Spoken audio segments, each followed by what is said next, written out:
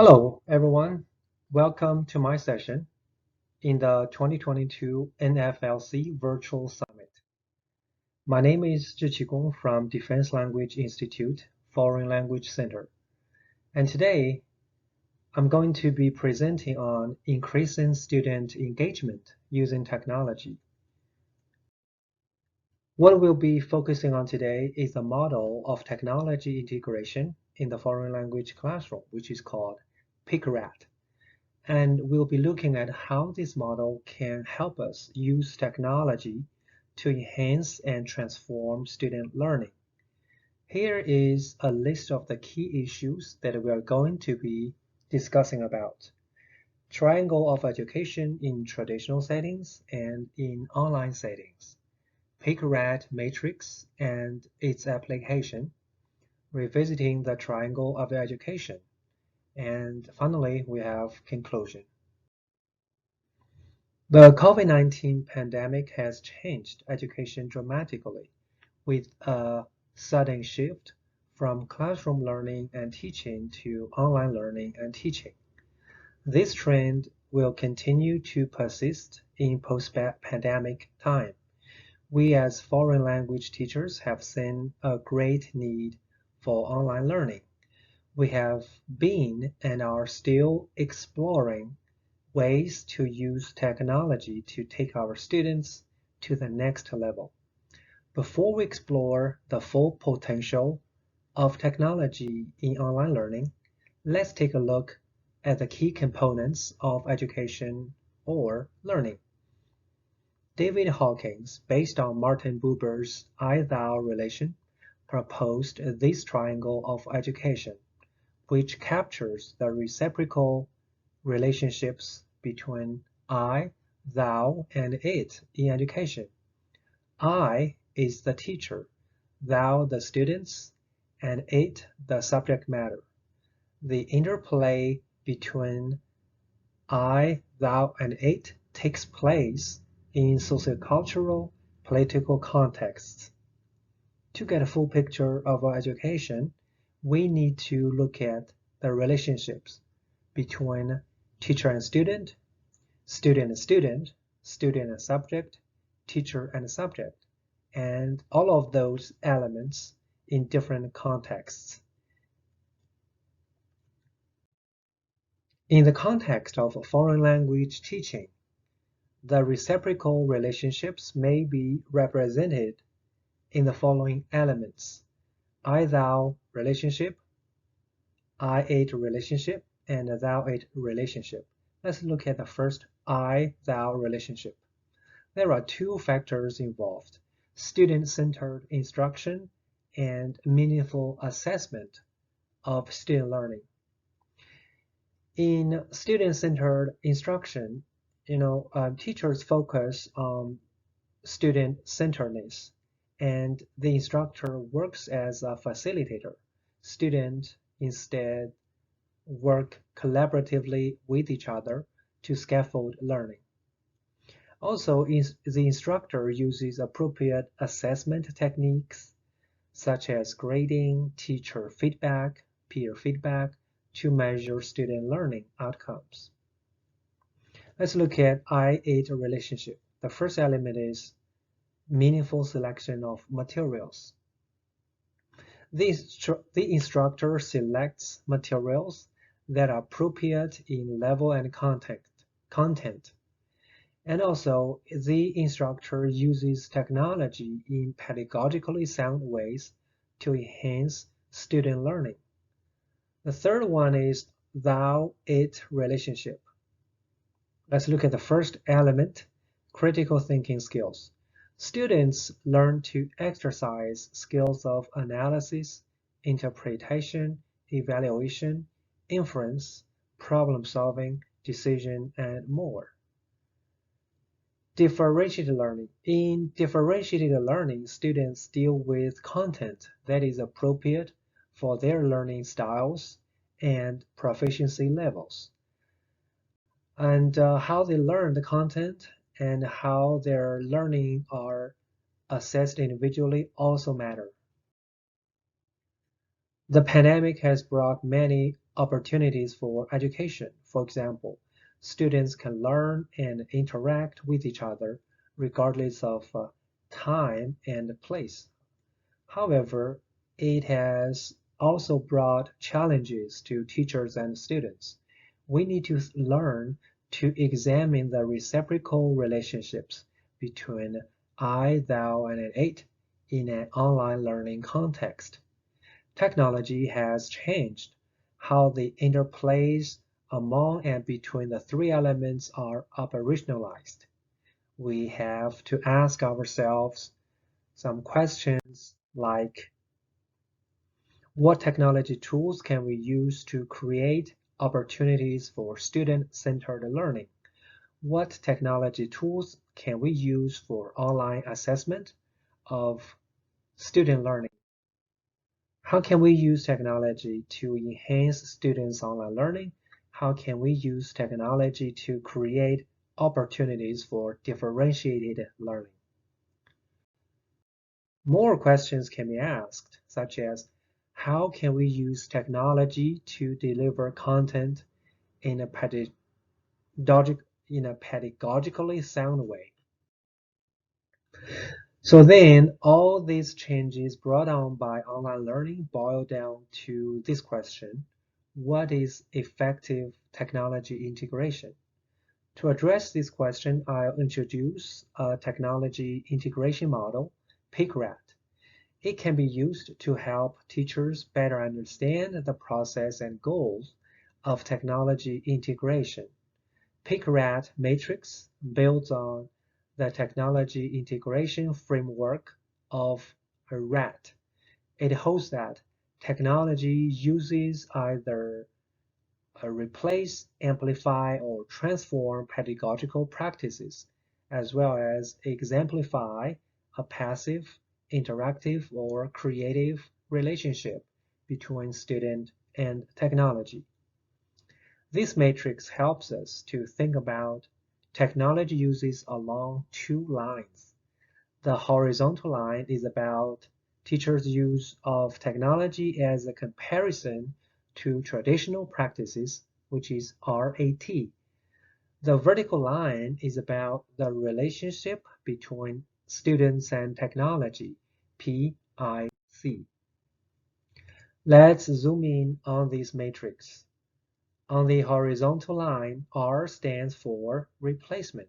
Teachers use technology to replace previous traditional practice, such as digital flashcards for paper flashcards, and digital quizzes for paper quizzes, and interactive whiteboard for flip charts. Teachers just transfer an in-person practice into a digital platform with no functional improvement to their practice. A stands for amplification. Teachers use technology to improve their practices. Examples include using Google Slides, PowerPoint, Google Docs, or other presentation tools for content delivery. Teachers would find themselves in a transformation stage when their pedagogical strategies would not be possible without technology, like teaching with VR or interviewing an expert at a remote place using Zoom. Students can use technology to create movies or presentation videos that will help show how well they understand the concepts the teacher is teaching.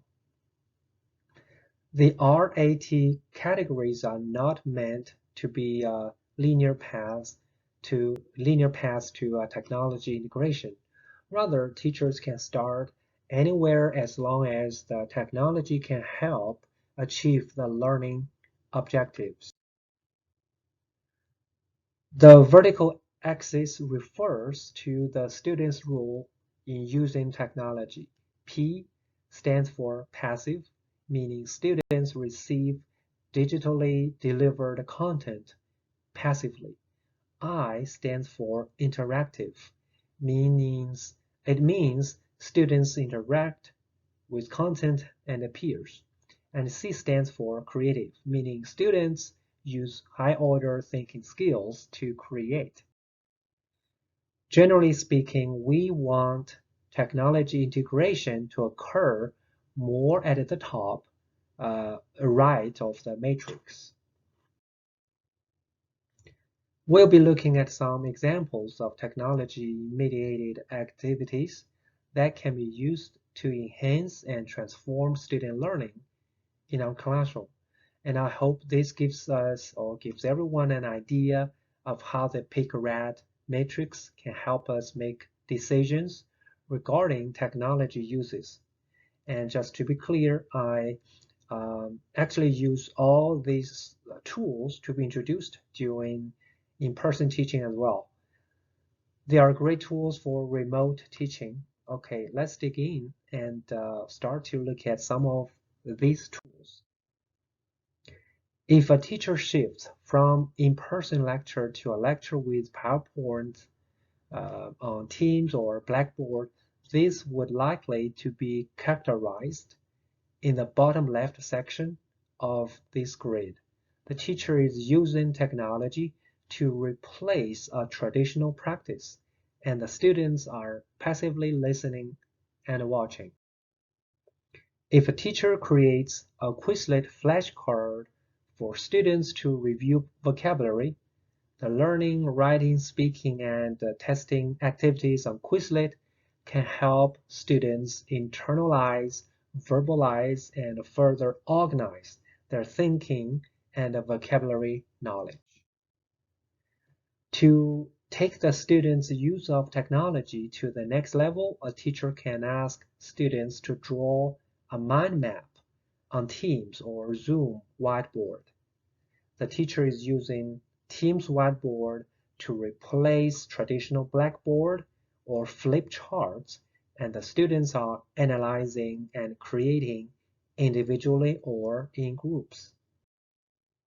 If a teacher delivers text with images and embedded hyperlinks on Lino or Padlet, or use an interactive poll on Teams or Poll Everywhere, or asking students to create a PowerPoint presentation or keeping an online journal, the teacher is using the technology to enhance the teaching practice. Students have opportunities to remember, understand, apply, and evaluate and create. In contrast, if a teacher invites an outside expert in a content area to give a lecture on Zoom or Skype, this would go to the bottom left section of the grid because the teacher is using the technology to transform his or her practice to do something that would have been impossible without the technology. And the students are using the technology as a tool to watch and learn. A teacher can also create an interactive quiz or game on book widgets, and the students can have opportunities to interact with the content or with their peers. If a teacher guides students through a collaborative writing projects on a class notebook or Teams, students can use the technology to communicate with each other and create a product together. That will essentially add different interactive, creative, and collaborative elements to a foreign language classroom. So PICRAT Matrix is a valuable tool that helps us consider how our technology uses can affect students' learning. This matrix combines what teachers know, how they teach, and how students learn. Once we're able to give students opportunities to use technology to become creators of content and not just consumers, we are in the right place to start transforming our teaching and student learning.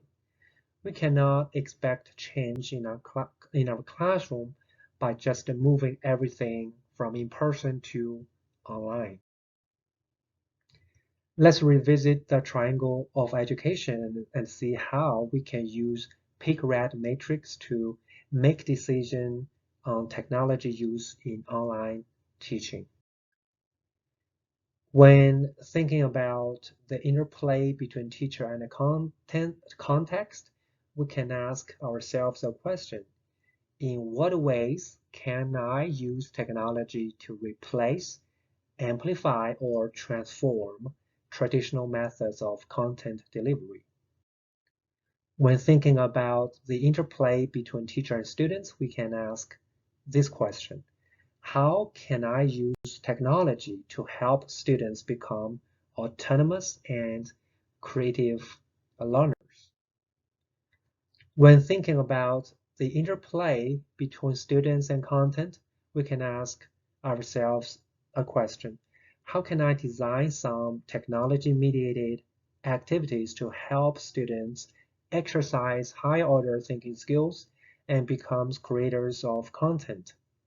Some e-learning platforms have a load of interactivity features that we can add to our lesson to do some peer or peer-to-peer feedback and learning.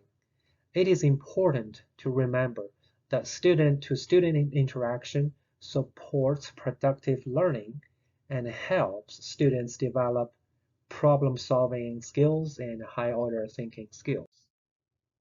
To wrap up, PICRAT Matrix can serve as a guide for us when considering how we can determine the effectiveness of technology uses in online learning or teaching.